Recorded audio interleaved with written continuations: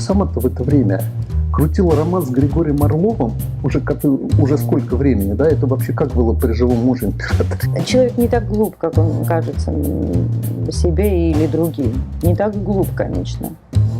Он очень ленив.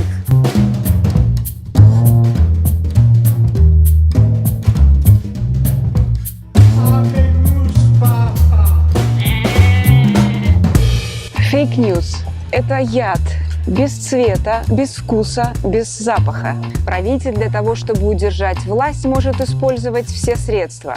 Коварство, вероломство, интриги и яды, считал Никколо Макиавелли. У современного лидера появляется еще один флакончик с надписью «Fake News». Интересно, было ли подобное средство в одном из многочисленных ящиков у Екатерины Медичи в ее замке Блуа? Очевидно, что нет, потому что «Fake News» – это синтез из старого доброго коварства и новых современных технологий. Что это за яд Fake News и насколько он опасен?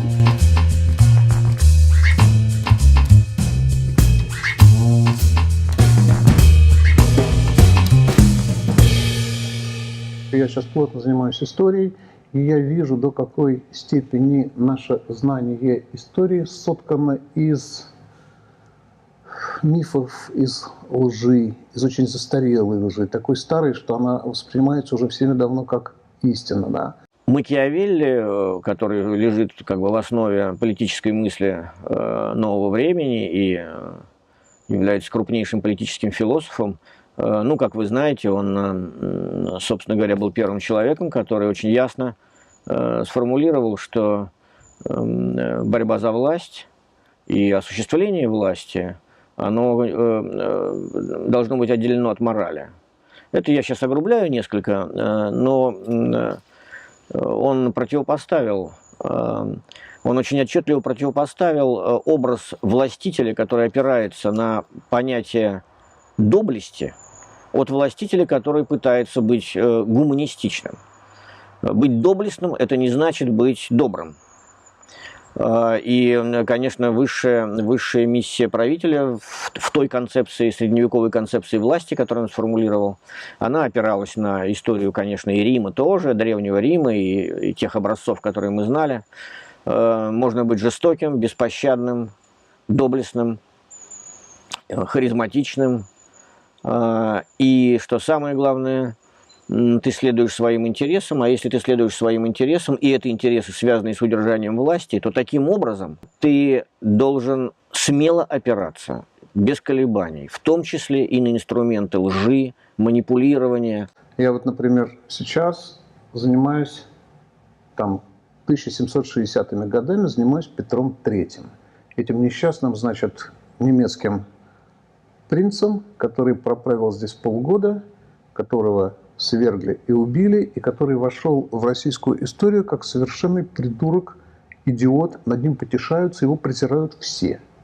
И я как-то я историк по образованию, я как-то некритично это воспринял. Сейчас я начал смотреть, просто все это двинул, начал смотреть документы. И мне вдруг стало так за него обидно, потому что он пробыл на троне 6 месяцев, он за это время сделал больше, чем его предшественница Елизавета Петровна за 20 лет. И когда я начинаю смотреть то, что он сделал, я не вижу никакого идиота.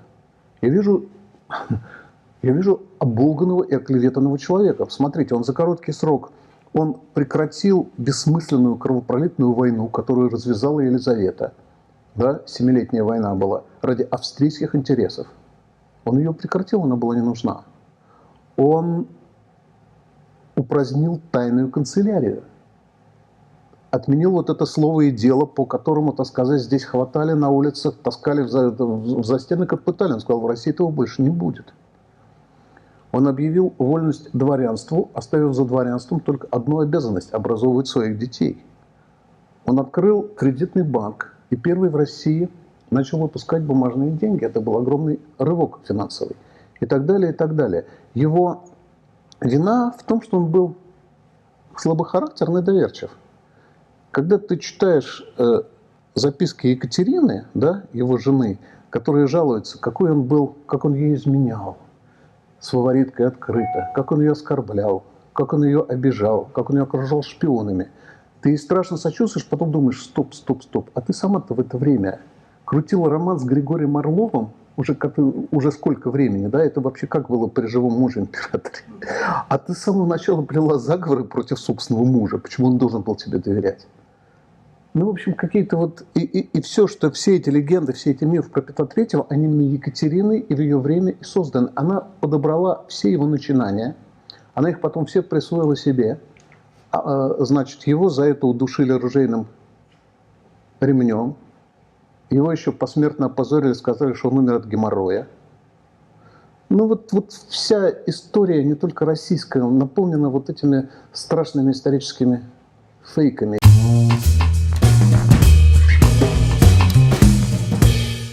Конечно, фейк – это обычное дело, это свойственно человечеству. Создавать легенды на пустом месте, представлять себя не тем человеком, выдавать себя не за того человека. Все это, конечно, можно называть новым словом «фейк», но раньше это называлось по-другому. Авантюристы и авантюристки, городские легенды и так далее, и так далее. И, конечно, это все, с одной стороны, мешало, с другой стороны, помогало, потому что история тоже творится из легенд.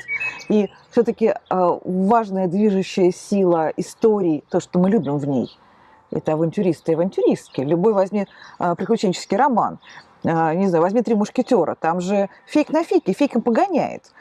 Это все свойственно человеку, рассказывать о себе небылицы иногда, да? Ах, знаете, в молодости была такая красавица, вы знаете, один раз, ну и так далее. Да, но это же тоже приврать, это свойственно. Другое дело, когда ложные новости создаются для политического воздействия. Вот это преступно, это опасно. И когда начинаешь в этом разбираться, становится за кого-то там и горько, и обидно. Сколько этих дутых величин, этих героев из ничего созданных. Все знаменитые персонажи, культовые персонажи европейской истории, такие как кардинал Ришелье или Борджиа, там вот, итальянские знаменитые семьи, княжеские семьи, вообще все княжеские дворы Европы. Хотя они, конечно, все внешне поддерживали респектабельность и определенные нормы аристократической культуры, но при этом на уровне практической политики они все тотально использовали инструменты сплетен, слухов. И это иначе было и невозможно, потому что вся дипломатия строилась на переписке, естественно, то есть на переписке и устных разговорах. Это значит, что направлялись тайные письма. В этих письмах систематически забрасывались дефамационные сведения, они активно использовались. Это касалось, в первую очередь, во многом касалось, конечно, самих династических браков, которые играли большую роль очень, потому что надо было скомпрометировать возможный выбор какого-то партнера для брака внутри аристократии, потому что это все носило существенный характер. У тебя дочь, она должна выйти за этого, тогда мы получим корону, расширится империя. Расширение империи и владений как бы, любых и княжеств происходило за счет династических браков. Это был такой большой, гигантский мир, в кавычках говоря, фейка. Ну вот, например, в другую сторону я, например, вижу, что Петр I вовсе не такой великий, каким мы все привыкли его считать. Вовсе нет. Петра I у нас в России ужасно любят, причем любят его оба лагеря. Петра любят государственники за то, что он построил империю и вломил шведам.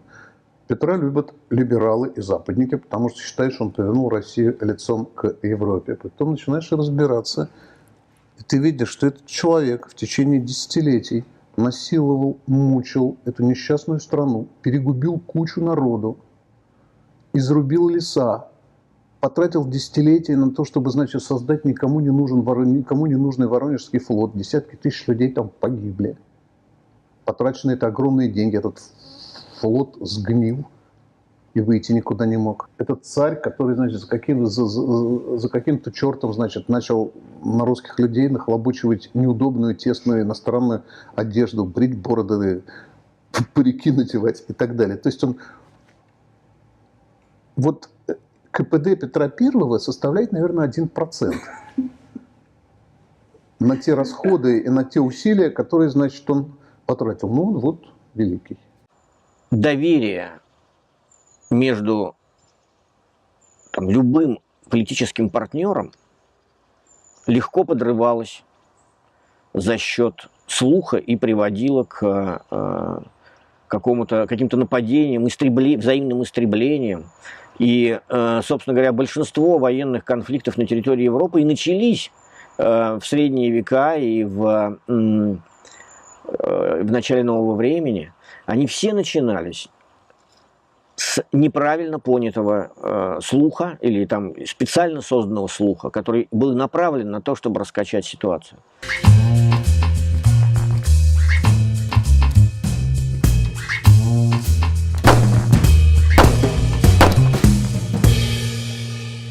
Мы все только что стали свидетелями невероятной истории в Солсбери. Нельзя сказать, что наши шпионы до этого не убивали людей. Укол зонтиком Георгия Маркова на мосту Ватерлоо, или убийство Александра Литвиненко, убийство Юрия Щекочихина, Александра Перепеличного выглядели как расправа с неугодными. Но история отравления Скрипалей выглядит нелинейно и этим обескураживает. Дело в том, что сама история отравлениями как бы смещается на второй план, а на первый выходят многочисленные фейк-ньюс и вбрасываемые фейковые истории, плюс реплики нашего президента, такие нелепые и неуместные, и создается картина неуверенности и страха. Что это было? Это банальная месть спецслужб предателям? На ум приходят истории, когда подобное вбрасывание фальшивых новостей приводило к развязыванию войны.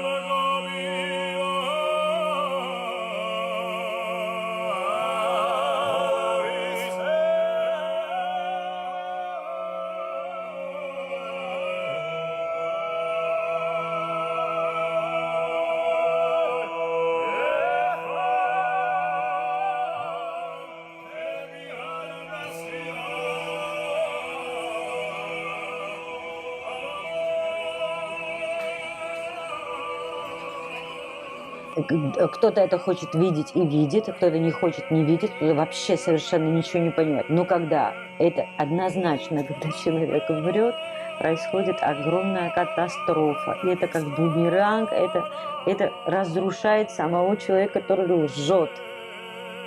Ну ничего, просто напали и все. Вот так, напали, сказали, что защищают, и, в общем, отняли у нас территорию. И после этого все равно с агрессором какие-то отношения поддерживаются, опять закрываются глаза, опять эти Инна, фейки. знаешь, опять... в чем дело? Опять-таки я говорю, что уже коллективные какие-то там директивы давать людям, это уже совершенно гиблое дело. Кто-то говорит с русским человеком так, что он становится выше нации, выше расы. На другом языке. Вот как Google был в третьем измерении вообще и был вне этого, был выше всего этого.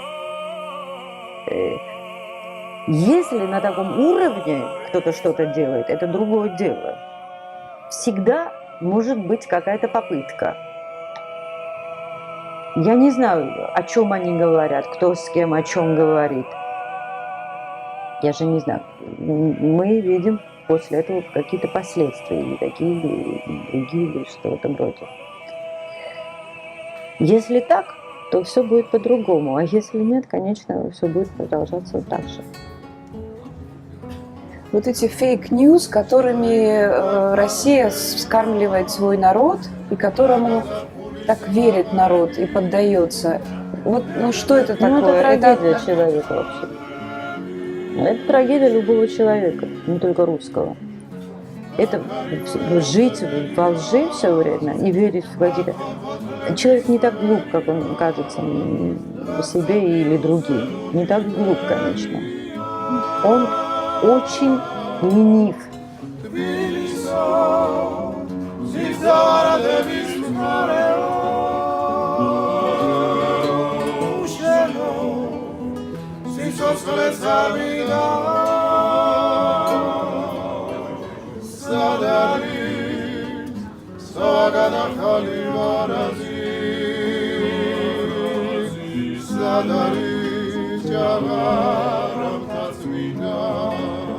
Какое было чувство, что все обрушилось, и что в городе, где такие договоренности, что все друг друга любят, что самое страшное – это ранить чужую душу. Это же какой-то вот, да, такой предел всегда был в городе. Это единство, это было действительно. Какой-то там всплеск был каких-то там вот настоящих чувств, благородных. И была такая забота друг о друге. Невероятная, правда. И вдруг такое вероломство, да? В этот момент, когда такой Знаешь, чистый позыв. Да, когда они пошли уже на нас, и вот так кто-то меня схватил, какой-то мужчина, в общем, кашветы у нас, в общем, давайте заходите в церковь. Вот мы входили в церковь, и одна говорила, давайте молиться, а меня все время туда. Я хотела, что там происходит, и вдруг я услышала выстрел. Я своей подруге говорю, что там стреляют. Это было и понятно, и непонятно, да, что там стреляют. И забежал там, Владимир, в общем, и у него была так повязана голова, он в церкви был телефон, он говорит, мама, папа, я жив, не бойтесь, я жив, меня просто только ранили. У всех, Россия. Я абсолютно по-другому. Русский язык. Сколько было разговоров вообще насчет русского языка, насчет русских. Причем, это же не они виноваты, а вот структура той реальности, в которой им приходится даже сейчас. Вот, они немножко проснулись, не знаю. Вообще-то я думал, что рачинцы немножко поздние. Но вижу, что русские гораздо позднее получают эти перевороты. Вот, то, что сейчас происходит, насколько затормозил Путин ситуацию, да, и общение, это что, тот абхаз, этот русский, этот осетин. У нас в жизни подобных вещей никогда не было. Если человек хороший, если плохой. Это никогда не играло никакой роли. Вы тоже, наверное, в том периоде, когда жили, в жизни у вас не было и не возникало подобные вещи. Грузия же не нападала ни на кого, никогда. Были примеры, конечно, были примеры вторжения в Чехию, в Венгрию, много было. Но почему-то человек думает, что раз с ним это не случится, страной это все-таки не случится. Но это наивность, конечно. Наивным в наше время быть это уже не от мышления, конечно, а от ложных представлений. В отношении нет никакого баланса, потому что, например, русские сюда приезжают без визы, а грузины бедные должны визу получить, чтобы поехать в Россию. Уже не говоря о том, что нет дипломатических отношений уже давно. Хотя поток русских с большим удовольствием приезжает в Тбилиси и в Грузию, и мимо всей политики и так далее. И не только так. Я вот на днях говорил с серьезными людьми здесь, там вице-президент банка, он рассказывает, что больше и больше русских покупают здесь недвижимость, открывают счета в банках и стараются получить тоже некоторые грузинские паспорта, потому что свободные по Европе можно без визы.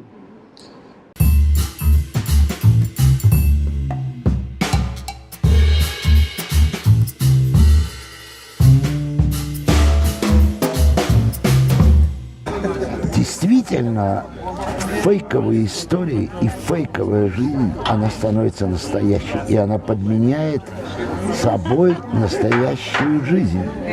То есть, мало того, мы-то старики, а если бы мне было сейчас 25 или 30, вполне возможно, у меня еще нет иммунитета, у меня еще ничего не знаю, вполне возможно, что фейковые истории, куда меня ведут, покажется мне, что я проживаю настоящую жизнь. И вот сейчас я подумал, выпив виски, виски всегда все-таки что-то делает с серым веществом, которого все меньше и меньше. Я подумал, что слава Богу, что я совсем пожилой человек. Это такое счастье, это такой не фейк. У меня есть какие-то внутренний опыт, которому мне даже не надо апеллировать. Я просто вижу, живу, дышу, выпиваю, говорю глупости. И это все непреодолимая, как мне кажется, преграда для той жизни, которую бы я вдруг мог зажить. И не случайно сейчас огромные люди, которые знают об этом больше, чем я, и чувствуют опасность, как сеттер, верхним чутьем каким-то, да, вот, когда он делает стойку. Есть такие люди, которые смотрят вперед и замирают, и понимают, что надо этим заниматься. Огромные деньги выделены для того, огромные программы, чтобы отличить одно от другого, чтобы придумать какую-то историю, совсем не фейковую, чтобы загоралась красная лампочка каждый раз, когда наступает вот это радостное или опасное, или, но когда идет вранье. И вот эта лампочка должна зажигаться. Пока еще не придумали, потому что нет глобальной красной лампочки. Лампочек надо больше, чем китайцев вообще. 1,5 миллиарда лампочек уже не хватит, чтобы зажигались одновременно. Потому что на нас наступает другая жизнь. Другая жизнь. С виду, может быть, совсем не отличающаяся от нашей, но очень опасная, потому что нас заставляют проживать не свою жизнь.